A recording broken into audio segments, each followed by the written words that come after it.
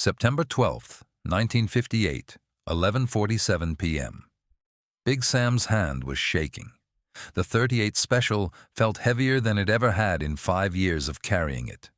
Behind Bumpy Johnson's head, 2 feet away, finger on the trigger, $50,000.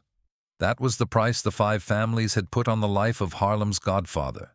And Sam, the man who'd taken bullets for Bumpy, who'd stood beside him through wars with Dutch Schultz's crew, who Bumpy called brother, had taken the contract. 300 people in Lennox Lounge that Friday night. Musicians, politicians, hustlers, businessmen, all of them about to witness what they thought would be Bumpy Johnson's execution. Sam pulled the trigger. Click. Nothing. The sound of a firing pin hitting empty air echoed through that suddenly silent room like a death sentence. But not for Bumpy Johnson. The jazz band stopped mid-note. Conversations died mid-sentence. 300 pairs of eyes turned to watch Big Sam standing there, gun in his trembling hand, sweat pouring down his face. And Bumpy Johnson, sitting at his corner table with his back to the barrel, didn't even flinch. He took a slow sip of cognac, set the glass down gently, then turned around in his chair with the kind of calm that made strong men check their pulse. He looked at Sam, just looked at him. And in that look was something more terrifying than rage, disappointment. "I've been counting on you," Bumpy said quietly. 5 words. 5 words that would echo through Harlem for decades. 5 words that made Big Sam realize the truth. Bumpy had known. He'd known everything. For 3 weeks. What nobody understood that night, what the 5 families would learn too late, was that Bumpy Johnson didn't just survive assassination attempts. He turned them into lessons. But before I tell you how Bumpy pulled this off, do me a favor.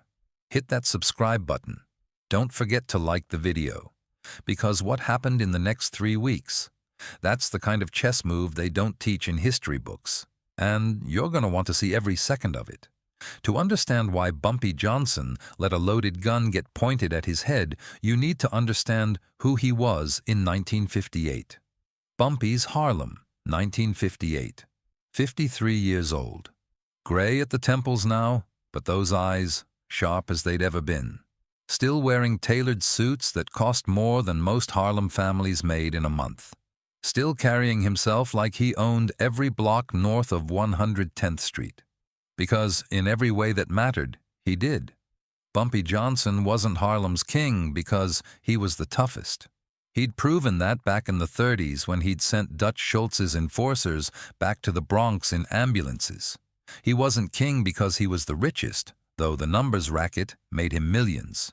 He was king because when Mrs. Patterson on 125th Street couldn't make rent, Bumpy paid it. When the police tried shaking down Jimmy's barbershop, Bumpy made one phone call and the harassment stopped. When Italian mobsters came looking to muscle in on local operations, Bumpy pushed back so hard they never came back. He ruled through respect. And in 1958, that respect was under attack. The Italian problem. The numbers game was Harlem's lifeblood. Poor folks betting nickels and dimes on 3-digit numbers. If you hit, you won. If you didn't, well, maybe next week. Hope in mathematical form. Millions of dollars flowed through Bumpy's hands every month. And the 5 families, Genovese, Gambino, Lucchese, Colombo, Bonanno, wanted every penny. They'd tried force. Bumpy sent their enforcers back broken.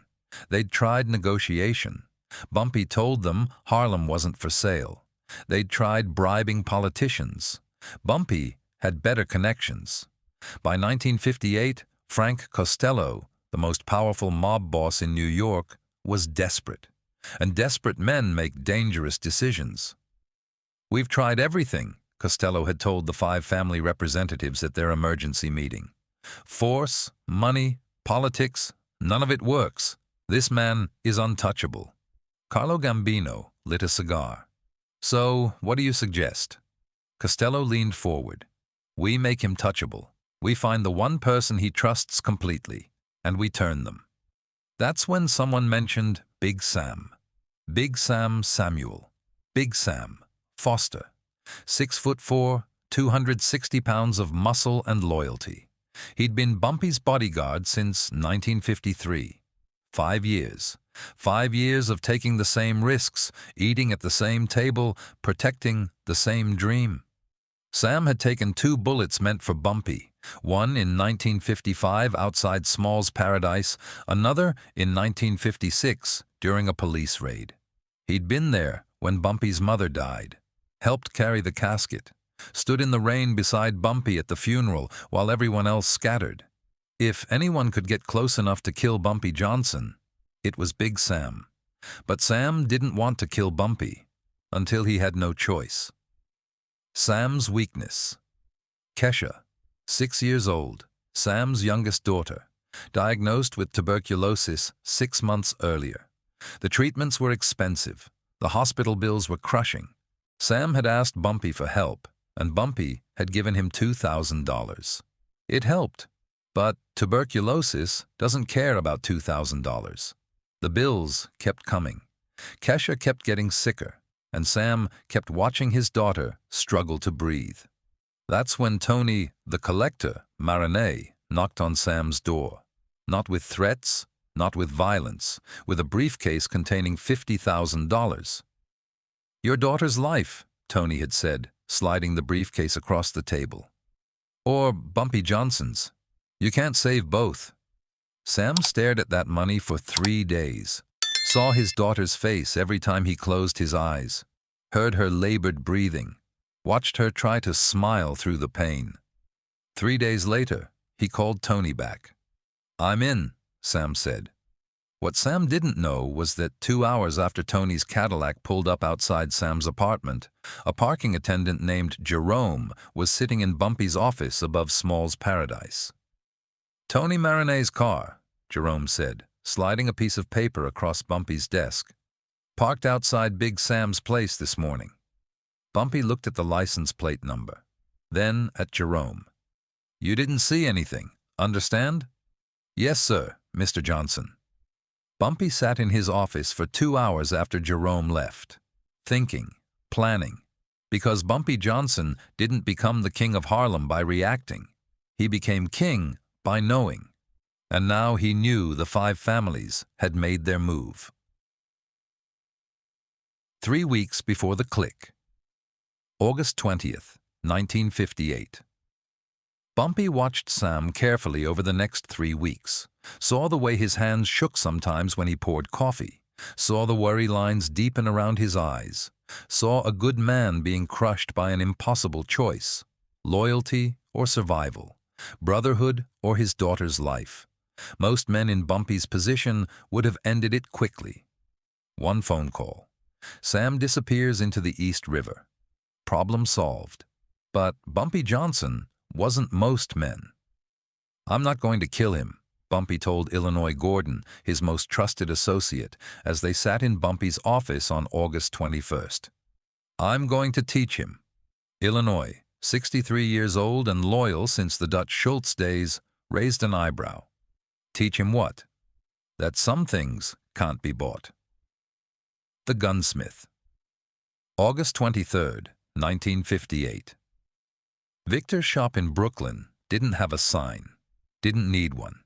If you knew about Victor, you knew where to find him. Bumpy walked in at 3 a.m. Victor was expecting him. "I need you to make me a gun that doesn't work," Bumpy said. Victor set down the pistol he'd been cleaning. "You want a broken gun?" "No, I want a gun that looks perfect, feels perfect, weighs the same, but when you pull the trigger, nothing, just a click." "You want a dummy gun?" "A very convincing dummy gun." Victor studied Bumpy's face. 30 years of modifying firearms had taught him when to ask questions and when to just work. "I'll need 3 days." "You have 2. The swap.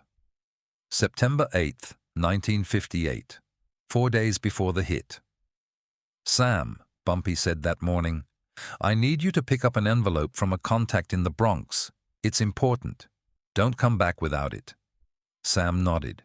The errand would take 3 hours minimum. Bumpy knew that. He'd designed it that way. 30 minutes after Sam left, Bumpy and Illinois Gordon were inside Sam's apartment on 132nd Street. They found the .38 special in a shoebox under the bed, exactly where Bumpy knew it would be.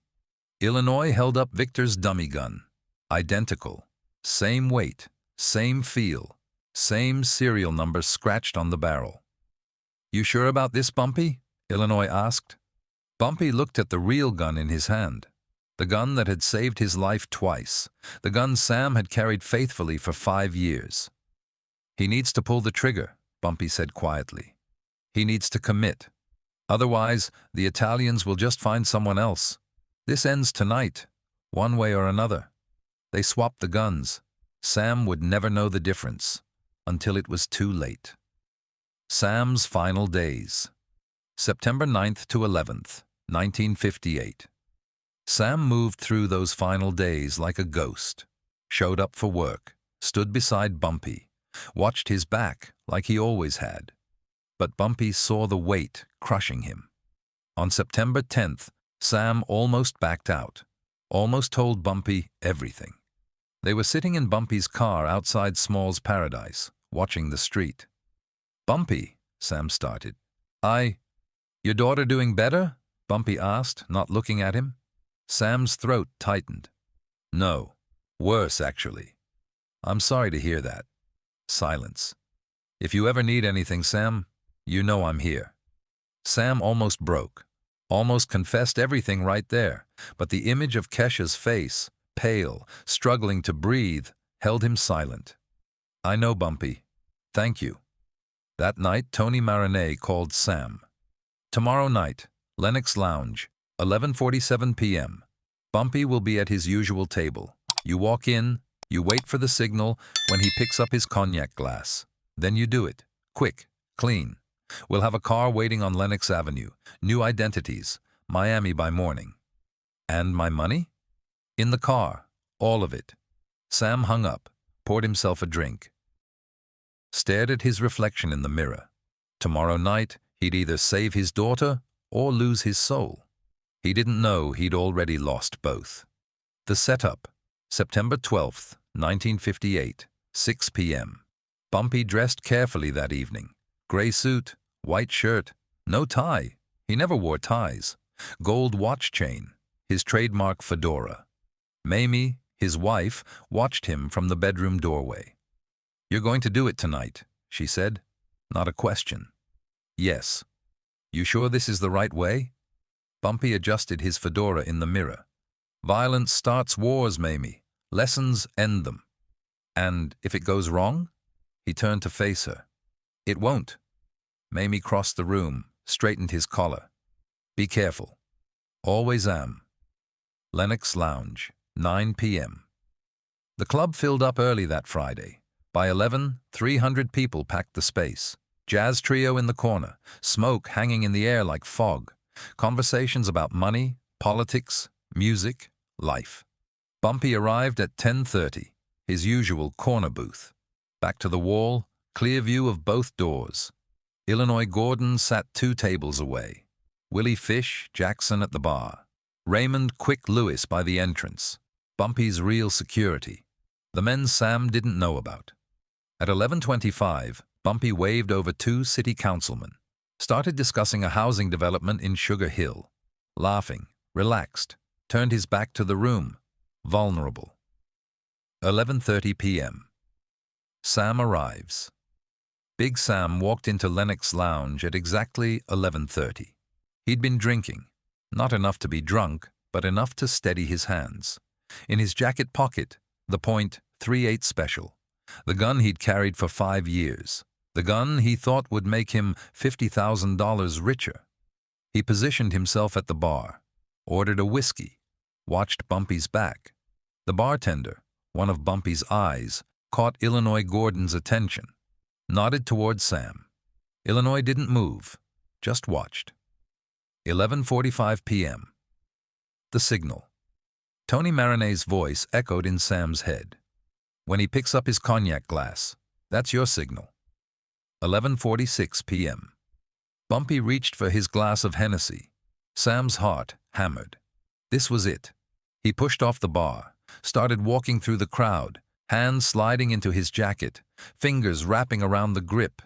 Nobody noticed. Sam was always near Bumpy. He was the bodyguard.